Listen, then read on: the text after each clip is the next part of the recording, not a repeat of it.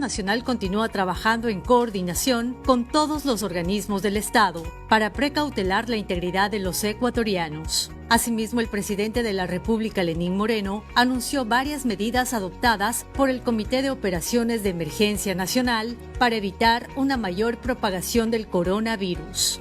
Se mantiene la jornada laboral en los términos actuales hasta el domingo 12 de abril. Desde el 13 de abril habrá un semáforo con restricciones de movilidad, distintas por provincias. Unas estarán en rojo, otras en naranja y otras en verde, para indicarnos el momento en que no debemos ingresar. Y en verde el momento en que podemos acceder a los sitios. Las clases seguirán suspendidas durante todo el mes de abril. El transporte nacional e internacional de pasajeros también seguirá suspendido durante todo el mes de abril. Se mantiene también durante abril la prohibición de circulación entre provincias de personas naturales. Seguirán vigentes los permisos y salvoconductos que garanticen los servicios de salud, de seguridad, de alimentación, los sectores estratégicos, los servicios básicos y los servicios financieros. Vamos a enfrentar esta guerra en el presente y el futuro con fe, con entereza y en unidad. Juntos entre todos, como debe ser, vamos a salir adelante. Además, desde el 1 de abril se realiza el pago del bono de protección familiar por emergencia sanitaria de $60 para 400,000 familias de escasos recursos económicos. El presidente Moreno constantemente monitorea esta disposición y dialoga con los beneficiarios, como el caso de Gisela Andrade. Buenas tardes, un gusto, señor presidente. No, encantado, para mí.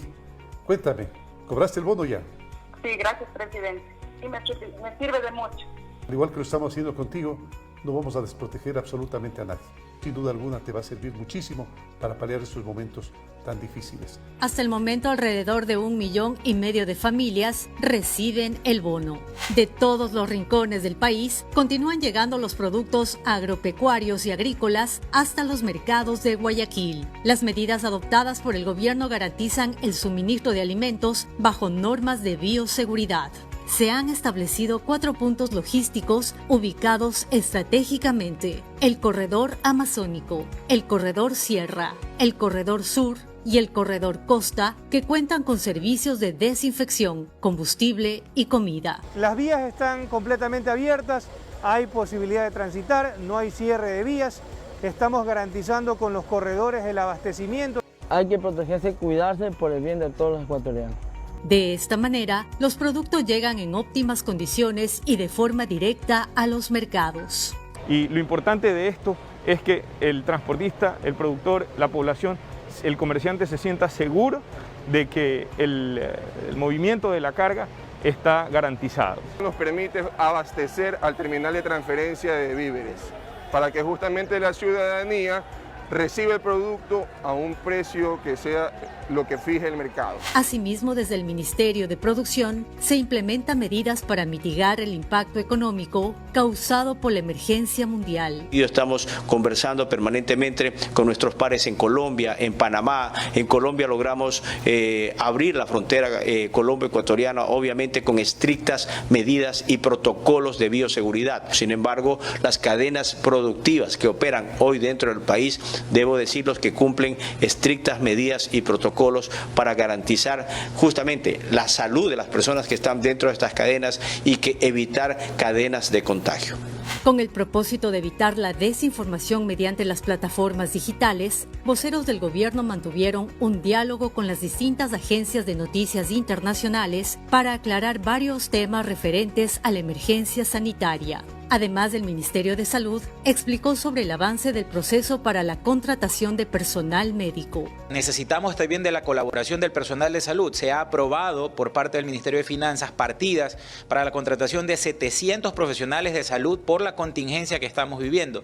Se ha abierto una convocatoria nacional para que los médicos, enfermeras, auxiliares, tecnólogos participen y que sean contratados de una manera expedita. Con el objetivo de gestionar el retiro de fallecidos por COVID de hogares y hospitales para darles sepultura de manera digna, gratuita y unipersonal, varias instituciones trabajan de manera coordinada para ejecutar esta labor. Se ha dispuesto que las empresas que brindan servicios funerarios y camposantos amplíen su horario de atención hasta las 5 de la tarde y que su movilidad no requiera salvoconductos. De igual manera, el Registro Civil amplió su horario de atención y agilita el trámite para la inscripción y emisión de certificados de defunción. Estos servicios no tienen costo durante la emergencia. Así, el gobierno de todos, liderado por el presidente Moreno, ejecuta acciones para proteger la salud de los ecuatorianos y enfrentar la crisis sanitaria que vive el país. El gobierno de todos. Buenos días, Ecuador. Bienvenidos a esta cadena nacional dispuesta por el gobierno de la República del Ecuador. Una cadena nacional para ofrecer detalles sobre el informe de emergencia sanitaria por parte del Ministerio de Salud Pública. En esta ocasión, el funcionario encargado de ofrecer las cifras actualizadas sobre la situación nacional por la presencia del COVID-19 es el doctor Ernesto Carrasco, viceministro de Atención Integral de Salud. Viceministro, ¿cómo está usted? Buenos días, bienvenido. Le escuchamos con relación a las cifras que nos tiene preparadas para esta jornada. Muy buenos días, un saludo a todos los hermanos ecuatorianos que nos están viendo. Tenemos que actualizar las cifras de los casos contagiados por COVID, que ha aumentado a 3.368 casos confirmados, es decir, personas que han dado positivo para la prueba de PCR de tiempo real. De igual manera tenemos 3.661 casos que están todavía en sospecha, en aislamiento, que se les ha hecho la prueba y que están esperando a un resultado. El número de personas fallecidas que tienen un diagnóstico positivo de coronavirus es de 145. 3.289 personas que han sido testeadas para coronavirus ha salido negativo su resultado, siendo casos descartados, y tenemos un incremento en las altas hospitalarias que sigue subiendo todos los días. Ahora tenemos 71 casos de pacientes que ya han sido dados de alta, falta por reconfirmar con una segunda prueba que ya no tienen carga viral, pero ya están en sus domicilios recuperándose en aislamiento. La afectación por provincias, se mantiene la tendencia aquí en nuestra provincia del Guayas, aquí en Guayaquil, donde estamos peleando contra la epidemia, tenemos 2.388 casos. La segunda provincia en casos es Pichincha, con 285 casos. Luego de eso sigue la provincia de La Suay, con 99 casos. Manabí, con 67 casos. El Oro, con 56 casos. Loja, con 27 casos. Santa Elena, 48 casos. Los Ríos, 138 casos, Chimborazo 25 casos, Cañar 56 casos, dentro de las provincias que más se reporta casos positivos confirmados de coronavirus. Muy bien, muchísimas gracias. Les recordamos, estamos con Ernesto Carrasco, viceministro de Atención Integral de Salud. De inmediato quisiera yo compartir las preguntas que llegan por parte de los colegas periodistas de los diferentes medios de comunicación, a quienes les agradecemos de paso también por unirse a esta cadena nacional. Mercedes Carrera, periodista de Radio Matovelle y Corape, consulta: ¿cuánto de inversión hay en salud por emergencia? ¿Cuánto proviene de donaciones y recursos extrapresupuestarios? Sí, el gobierno nacional está haciendo una inversión ingente justamente por el tema de la emergencia. Ya lo habíamos dicho antes, que había partidas presupuestarias que estaban disponibles para temas de salud que han sido redistribuidas. Adicional, está llegando también créditos internacionales para ayudar a solventar los gastos que estamos teniendo por salud. Ayer anunciábamos justamente, se ha destinado, por ejemplo, tenemos un fondo, el primero que salió de $4 millones, que era fondos propios del Ministerio de Salud para hacer contratación de 120 profesionales a nivel local, partidas que ya están siendo llenadas. Hay otro fondo que también lo anunciamos ayer que se destinó para una contratación nacional de 700 profesionales de salud entre médicos, enfermeras, auxiliares, que estamos reclutando, y nuevamente el mensaje para todos nuestros colegas y trabajadores de salud: necesitamos de la mano de obra de ustedes.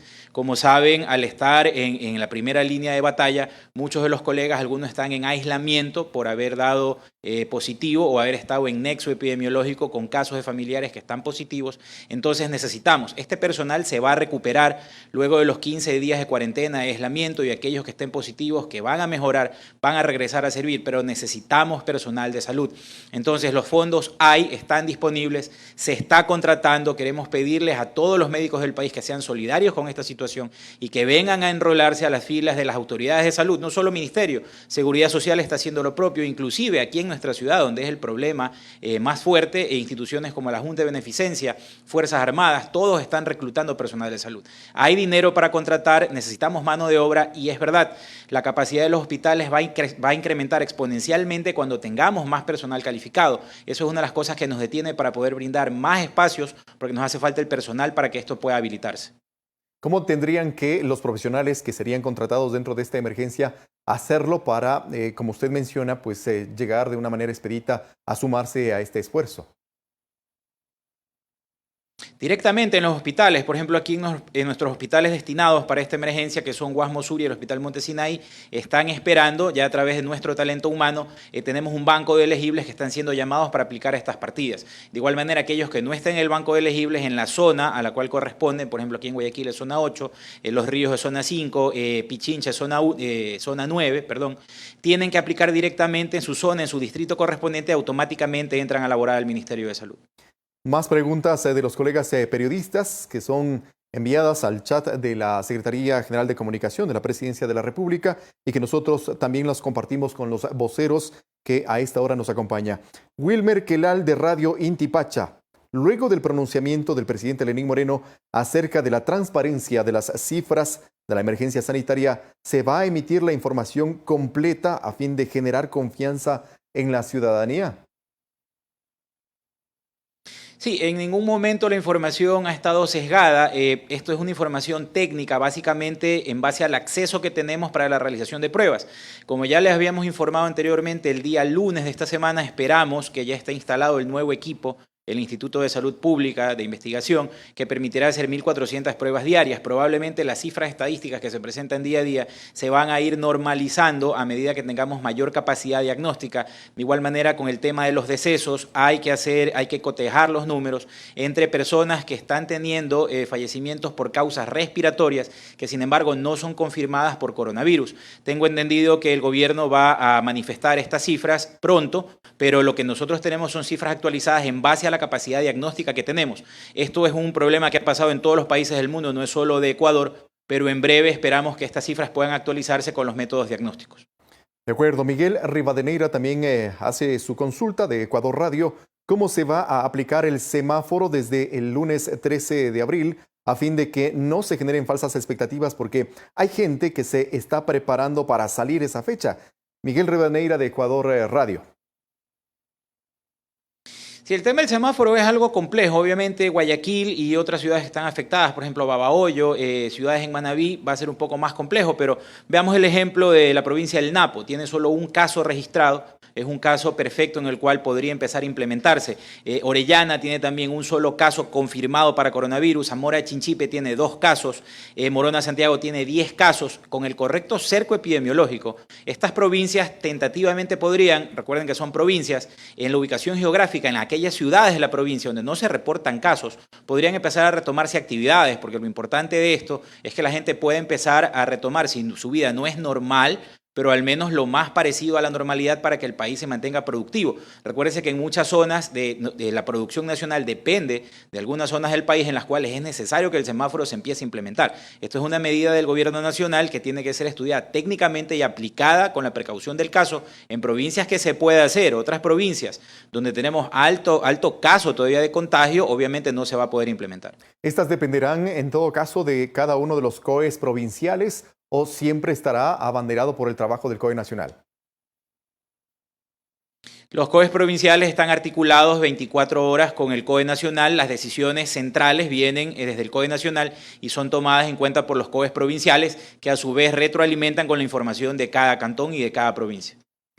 Raúl Guevara del periódico Enlace pregunta: ¿considera usted que las unidades de salud como los centros de primer nivel de atención puedan hacer las pruebas rápidas de COVID-19 para evitar el rebrote del virus, como podría ser en el caso de los odontólogos, quienes producen aerosoles? Sí, definitivamente nuestras unidades de primer nivel, justamente hoy en la mañana estábamos revisando aquí las más cercanas a la ciudad, en Guayaquil, por ejemplo, tenemos centros de atención tipo C en Durán, tenemos el centro de atención tipo C de Cisne 2, están ya habilitadas para ver en un área especial ventilada, pacientes respiratorios, están ya trabajando en esto. De igual manera, la realización de pruebas rápidas que esperamos, el señor ministro ha agilitado la traída de estas pruebas rápidas en cientos de miles de ellas para poder hacer un diagnóstico precoz, porque el diagnóstico precoz es lo único que nos va a permitir aislar tempranamente a un paciente sospechoso, si es positivo, poder tomar las medidas de contención para que de esta manera podamos mitigar la epidemia. Y estas pruebas pueden ser realizadas, no se necesita mayor personal técnico, lo puede realizar una enfermera, lo puede realizar el mismo odontólogo, y es verdad, los odontólogos tienen una alta exposición.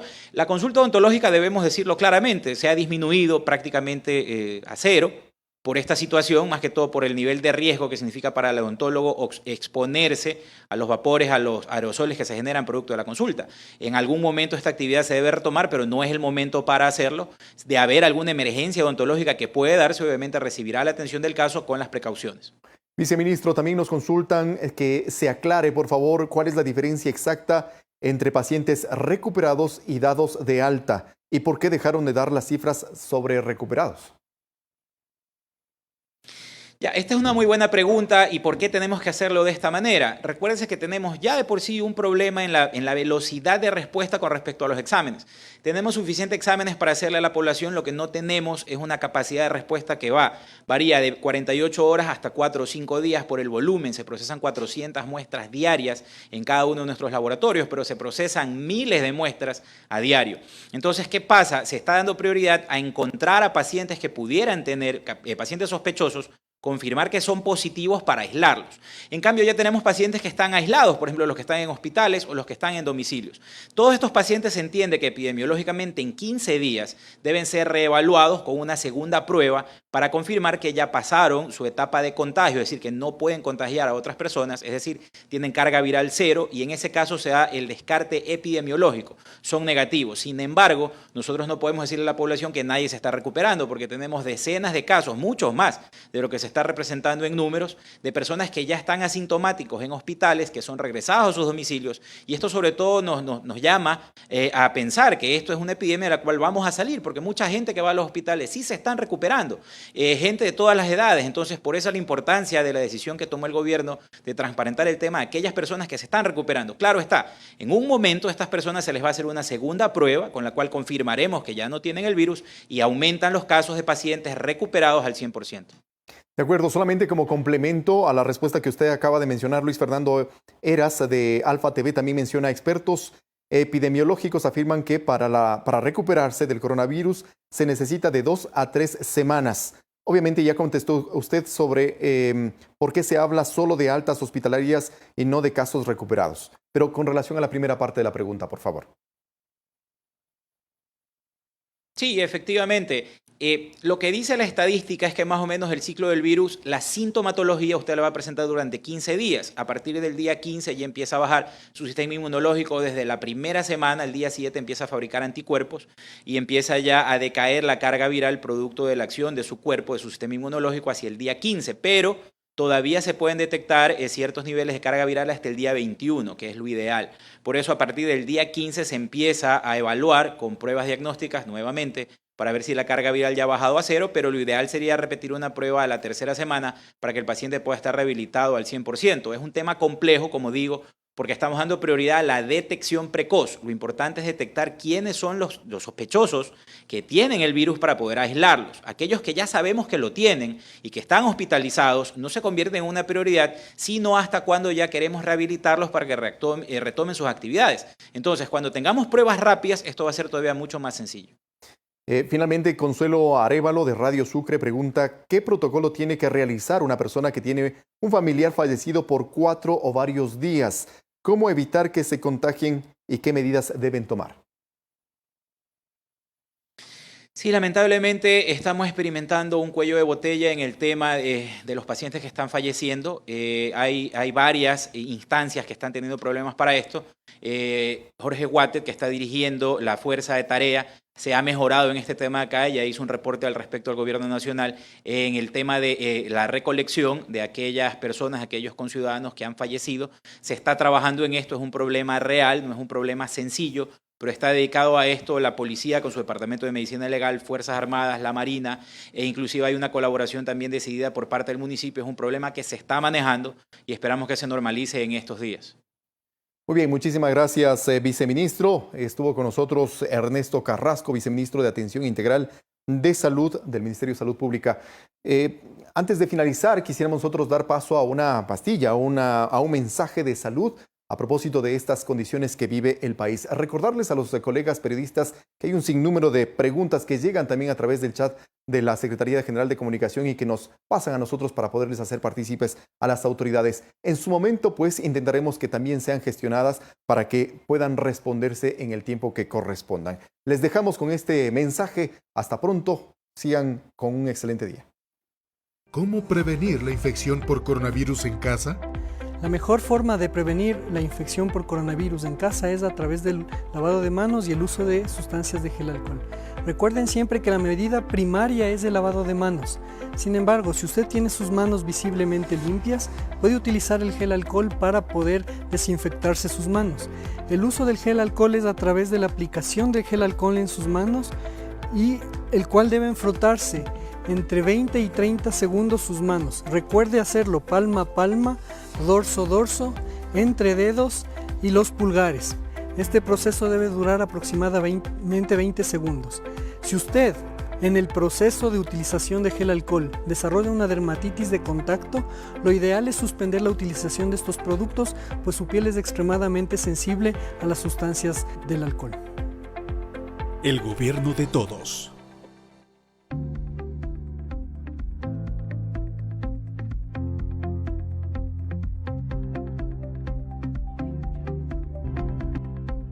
Espacio dispuesto por la Secretaría General de Comunicación de la Presidencia.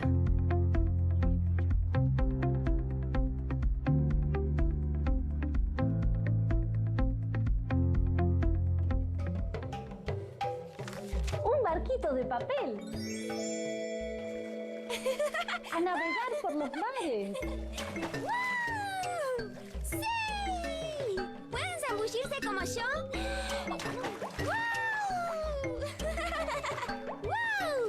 ¡Y ahora a nadar! ¡Muy bien! ¡Bravo! ¡Bravo! ¡Bravo! ¡Bravo! ¡Bravo! Hola, pingüinos. ¿Qué hacen por aquí? Nos encanta venir a ver a la ballena cuando juega y cuando canta. ¿La ballena canta? ¡Que cante! ¡Que cante! Ahora no, amigos, que tengo mucha hambre. Es la mejor para nadar y también para cantar. Ahora es tiempo de saber qué quiere para comer. ¿Qué comen las ballenas? Exploradores, ¿buscamos en el baúl mágico de Animapaca algo rico para la ballena? ¡Fideos! ¿Te gustan los fideos? No, me parece que son feos. ¡Hamburguesa! ¿Te gustan las hamburguesas? No, ni con mayonesa. ¿Y entonces qué comen las ballenas? ¡Comemos krill! ¿Y cómo hace el animal más grande del mundo para comer un animal tan chiquito como el krill? ¡Fácil! ¡Qué boca tan grande! Como mucho krill al mismo tiempo. Las ballenas tienen en la boca como coladores, que se llaman barbas, donde queda atrapado el krill. ¡Qué novedad! Tengo